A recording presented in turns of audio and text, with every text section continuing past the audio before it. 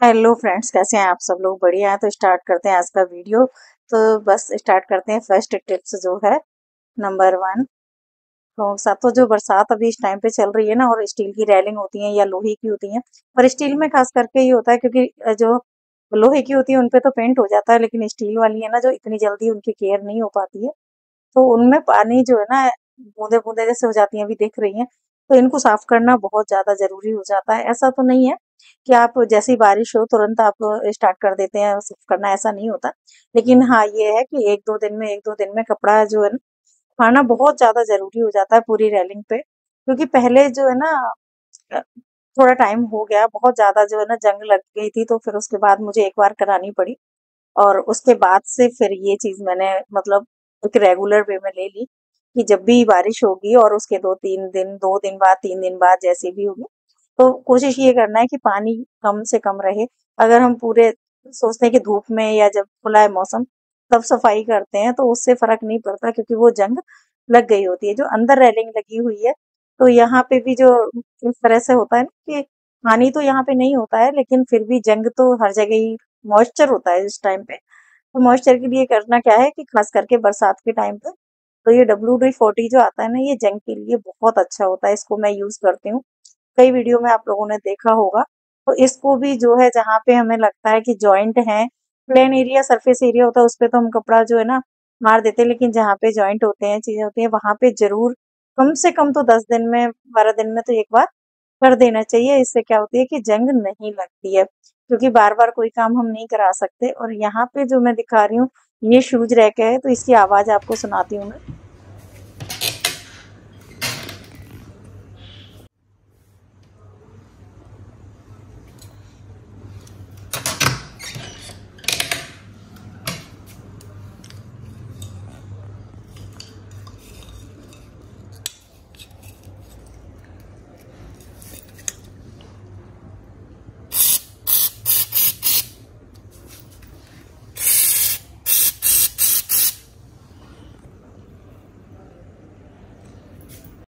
तो जैसे shoes rack है या कोई भी कवर्ड है, उसमें इस तरह के जो है ना कब्जे लगे होते हैं, तो इनमें अभी आवाज जैसे आपने सुनी, तो बहुत ज्यादा कट कट की आवाज आ रही थी।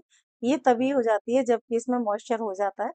तो खास करके क्या होता है कि फिर यहाँ पे जंग लगने का डर रहता है और आवाज आती है, वो भी अच्छा नहीं होता। तो अभी मैं इसको डालूंगी, और डालने के बाद आपको जब इस तरह से सुनाएंगे ना, तो बिल्कुल भी आवाज आपको बिल्कुल भी, मतलब तुरंत डालते ही इसका असर हो जाता है, और इसकी आवाज जो है ना बिल्कुल बंद हो गई।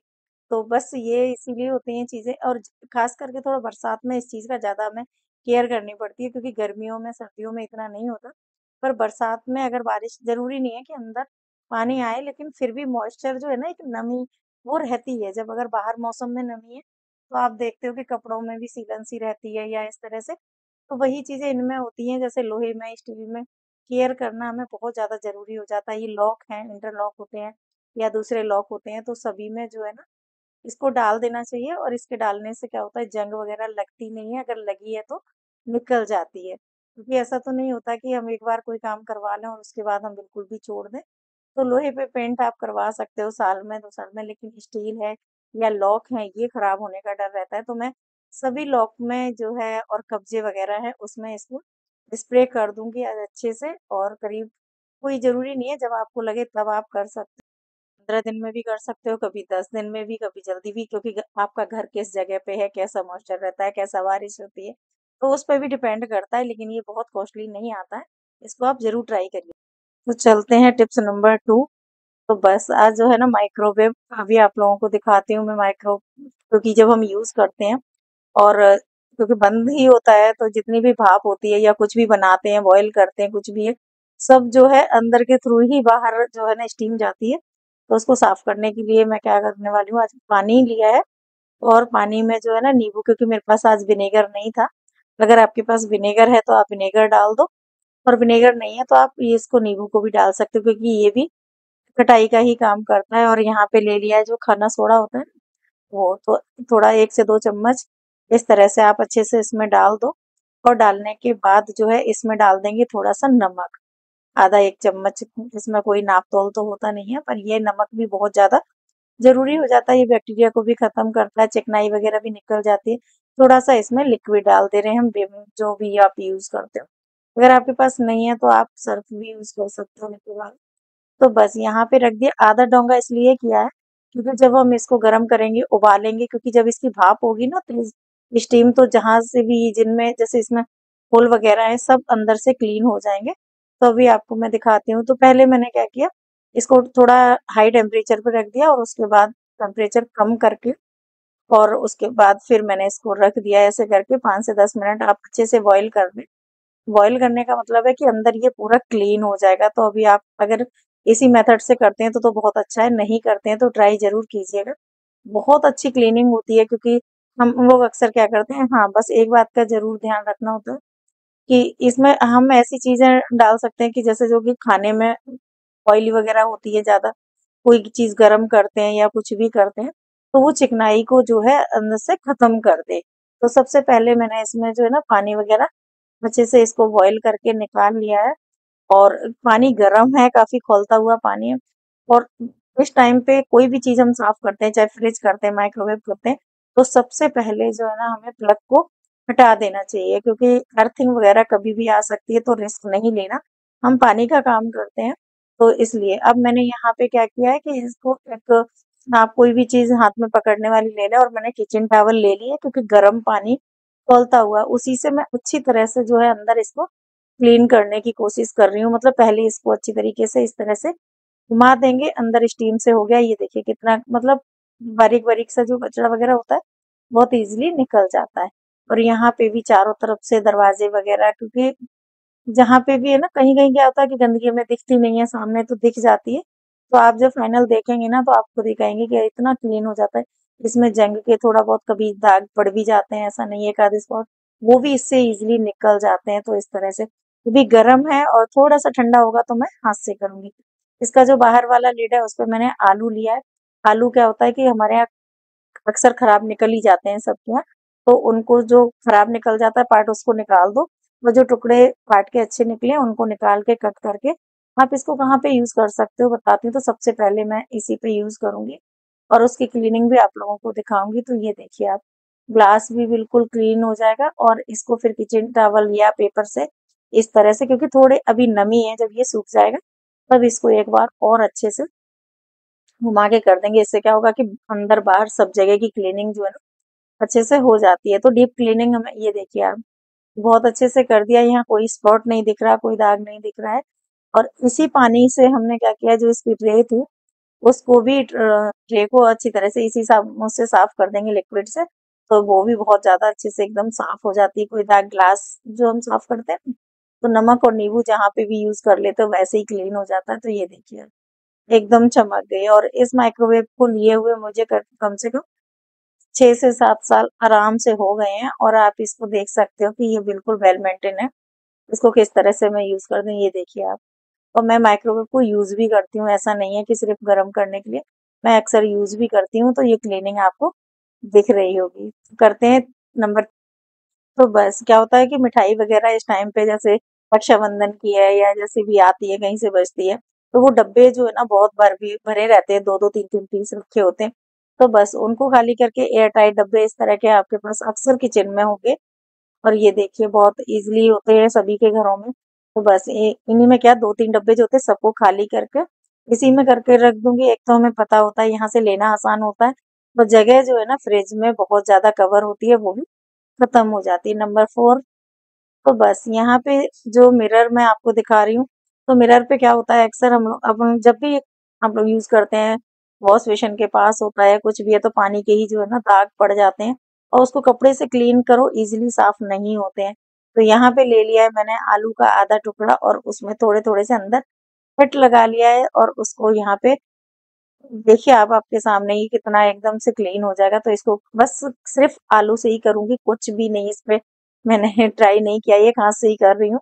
क्योंकि दूसरे हाथ से आप लोगों को जो है ना वीडियो बनाना था, तो इसलिए मैंने ये यहाँ पे इस तरह से करके प्रेशर नहीं पड़ रहा था। तो हाँ, देखिए अब आपको दिखाती हूँ नज़दीक से कितना क्लीन हो गया है। तो इसी तरह से मैं दोनों तीनों जो भी शीशे हैं मेरे, उनको साफ करने वाली हूँ। यहाँ पे आ गए हम अंदर के रूम में, तो इसको भी इसी तरह से क्लीन करूँगी। ये देखिए बड़ा शीशा है और कॉलिन से भी करते हैं साफ, लेकिन कई बार क्या होता है कि अपने पास कॉलिन होती नहीं है, खत्म हो जाती है या हम ला नहीं पाते, इस तरह से भी हाथ से इसमें कट लगा के और इसको बहुत अच्छे से इसका जो रस होता है ना उसको यूज कर सकते हैं। नंबर 5 करने वाली हूँ तो क्या होता है कि हम टेबल वगैरह जो भी डाइनिंग टेबल होती है अक्सर उसी पे सारा सामान जो है ना हो ही जाता है। कितना भी आप सोचो कि हम सामान यहाँ पे सिस्टम से रखे, लेकिन घर गृहस्थी है तो सामान होच पोच हो जाता है और मॉइस्चर इतना होता है। तो इस पे जो मैंने मैट वगैरह मंगवाए थे उनको यूज करे थे, उनके नीचे जो रबड़ के जो शीट लगी हुई होती है उसको, वो क्या होता है इस टाइम पे ना मेरी पूरी बेडशीट के ऊपर चिपक गई। अभी मैं उसको दिखा नहीं पाई क्योंकि मैंने उसको सुबह जो है ना निकाल के बड़ी मुश्किल से उसको छुटाया है।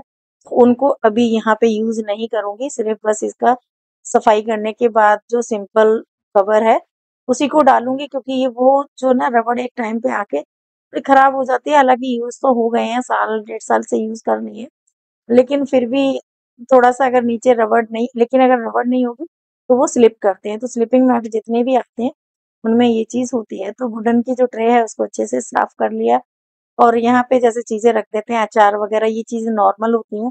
तो यहाँ पे मैंने जो है ना किचन टॉवल अच्छे से डाल दिया है। इसके लिए मैं और थोड़ी-सी कोई पॉलीथीन वगैरह मेरे पास होगी मोटी, उसको मैं राउंड शेप में कटिंग करके वहाँ पे यूज़ करूँगी। हम लोग क्या करते हैं अक्सर फ्रिज के ऊपर, क्योंकि निकलते बैठते सेंटर में फ्रिज वगैरह ओपन किचन हो गई है आजकल, तो बीच में फ्रिज जो है ना ऐसी जगह रखी होती है जहां हमें निकलना करना होता है। तो हम जो सामान होता है ना स्लिप है, पर्चियां हैं, कुछ भी है, अक्सर लेते हैं हाथ में, वहीं रख देते हैं, पैसे वहीं रख दिए और वो जो कवर पड़ा होता है ना उसी के नीचे दबाते रहते हैं। जब देखो तो वो मॉइस्चर की वजह से चिपक जाते हैं। तो ये भी बहुत ज्यादा मुश्किल हो जाती है, लेकिन क्या करें हैबिट में आ जाती है। और घर में 4 लोग होते हैं तो 4 तरह से चीजें यूज होती हैं। तो बस सबसे पहले जो है ना पर्चियाँ वगैरह जो निकाली वेस्ट, कई बार हम इतनी चीज़ को सँभाल के रख देते हैं जो हमारे बिल्कुल काम की नहीं होती है। तो बस उसी को लेके आज सारी जो है ना अच्छे से यहाँ पे क्लीनिंग कर दूँगी, क्योंकि बरसात में मॉइस्चर और मिट्टी चिपकने लग जाती है। स्टार्ट करते हैं नंबर टिप्स 6। तो आलू जो है ना अक्सर हर घर में, आलू सर्दियाँ आने वाली हैं, बरसातों में भी होता है चीज़, हम आलू की ज़्यादातर चीज़ें खाते हैं। तो बॉयल आलू तो हमेशा हर घर में ज़रूरत पड़ती है, डेली यूज़ में आता है। तो उनको अगर हम 2 पार्ट में करके बॉयल करते हैं ना तो इतने अच्छे से बहुत जल्दी भी इसको इनको छीलने में दिक्कत नहीं आती है और बॉयल भी इतने अच्छे हो जाते हैं और बहुत जल्दी हो जाते हैं। मतलब इनमें टाइम ना बहुत कम लगता है। तो ये देखिए फटाफट से अब इसको मैं हाथ से तोड़ के आप लोगों को दिखाने वाली हूँ, बहुत ईज़िली देखिए।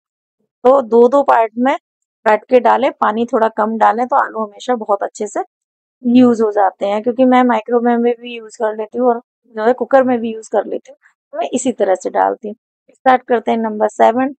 तो बस जो सरसों होती है, राई होती है, इस तरह से कौन-कौन साफ करता है बताइएगा? हाँ, जो लोग गाँव से जुड़े होंगे या जो पहले चीज़ें चलती थी, पहले क्या होता था, इतनी चलनी वगैरह नहीं होती थी, बहुत ज़्यादा इतने मतलब पहले हमें फैसिलिटी नहीं होती थी, तब ये चीज़ें चलती थी। और इसमें आप एक आइडिया, ये आइडिया इतना अच्छा है, इसमें सरसों जो है ना वो नीचे आ जाती है, राई नीचे आ जाती है, मिट्टी, कंकड़, पत्थर और जो भी लकड़ी वगैरह ये पूरा कचड़ा ना ऊपर रह जाता है। इसको आप धोने से भी नहीं साफ कर सकते, इतना बारीक इसमें कचरा होता है, मोटा-मोटा ये सारा ऊपर रह जाता है। तो अगर कभी आपको लगता है कि धोना नहीं है, तो आप इस तरह से क्लीन कर सकते हो।